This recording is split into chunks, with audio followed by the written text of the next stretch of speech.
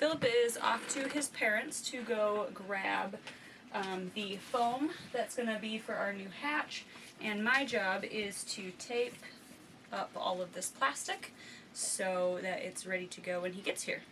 This project has been a long time in the making, and we purchased these hatches months ago. We just never had an opportunity to install them. We made the decision to move forward with this project at 11:40 on a Saturday morning, and we buttoned up the last few screws on Sunday night to just after 8 p.m. We are waiting to install the V-berth hatch because that will mean little to no access to both our bed and most of our clothes for about 2 days. And as you will see, it's not a simple remove and replace. The worst part is cutting, grinding, and sanding fiberglass in the hot summer weather. We wanted to mitigate any breeze to keep the dust to a minimum, but it did make for sweltering and sticky conditions. Philip usually bears the brunt end of these projects. With this particular project, I was going to be in the way no matter where it was. So after helping set up, I vacated the premises for a bit and went to visit the barn and my pony. I usually see him about twice a week, and I can easily spend several hours there if I do not pay close attention to the time.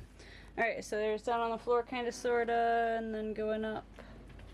Basically like a big old fort. Alright, so I was just getting ready to grab my elastic things and take off and head to the barn, and I looked for my backpack here with, don't mind how messy our boat is, and I looked for my backpack there, only to realize that it's there. It's right there. While I was setting up, Philip drove over to his parents' house to grab these foam inserts that he had already made a few weeks back, because our old hatches are just a smidge bigger.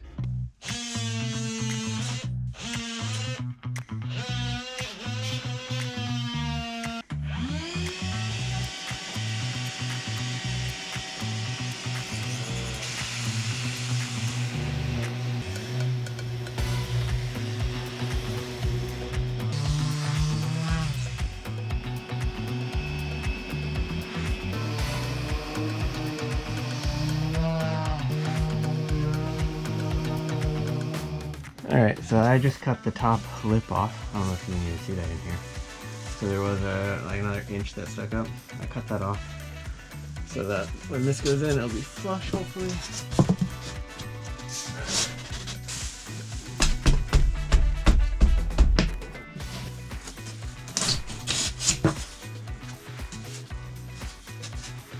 Okay, so I marked for Sharpie.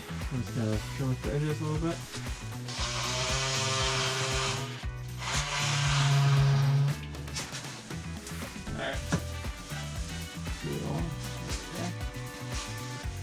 Let's see how this fits.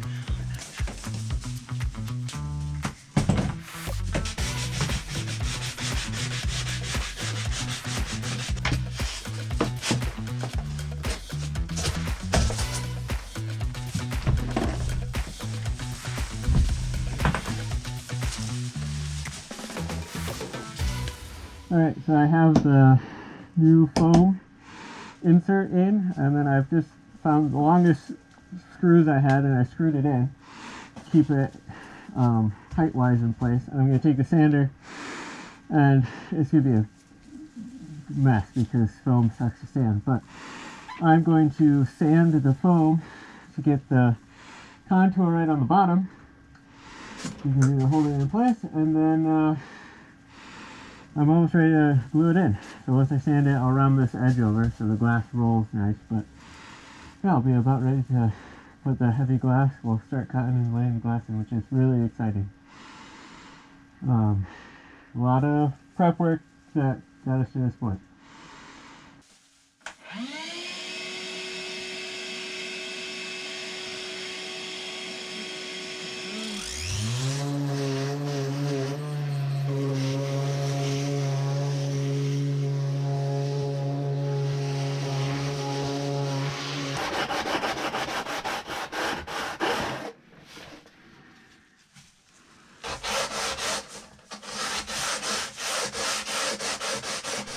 Alright, So you can kind of see, here's the, you see the new kind of frame, the big bolt holding it in.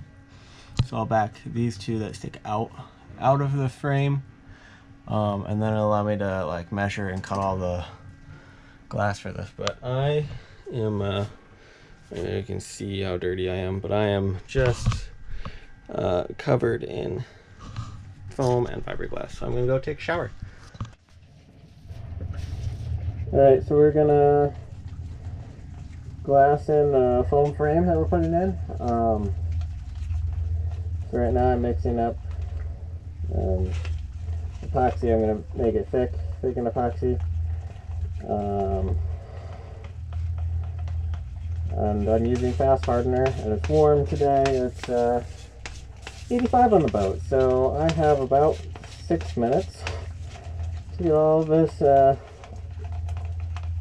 mixed, applied, before I have a fire hazard.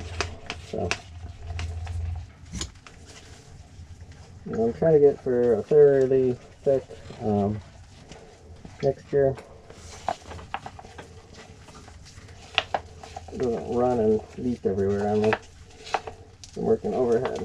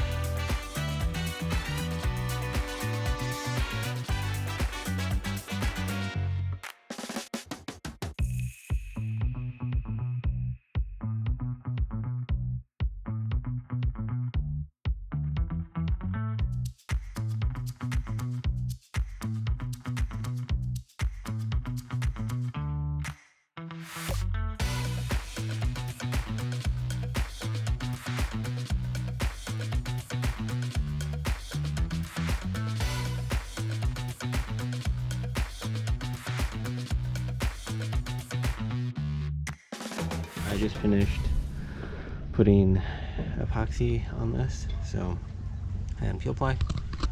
So overall, I am pretty pleased with how it's looking. So got the peel ply to hold all the glass down nice. I think I'll have a nice clean starting surface to work from with a little bit of fairing and hopefully not too much. And some paint, and then I can install my new hatch.